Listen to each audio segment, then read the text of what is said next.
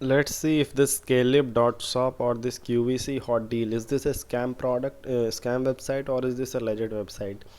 So let's start. So first of all, we will check the about us section of the website. In the about us section, you will see they have written some random things, just like every other website. That they love every passion and interest on the earth and all these things. They have not exactly told what they sell on the website. They have just written some random things like collection of every profession, hobby, sport, passion, and they have not exactly told what they sell, and not even they told then when was this website started.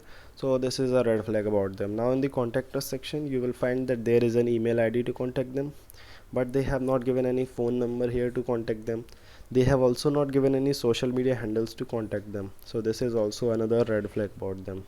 And the products, if you will see, they are not exactly selling some everything and all on this website. They are selling these purses, so the products you will see have same pricing. That is also a huge red flag about them, that these very different products should have a different pricing, but they are selling for same price. So that is also a red flag.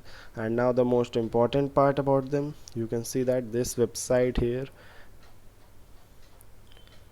you can see here that this website was registered on 7th Feb 2023. So this was registered just 1 month ago, or 1.5 month ago, and that's it. So this is a very young website, not exactly a very old website. So this is a scam website.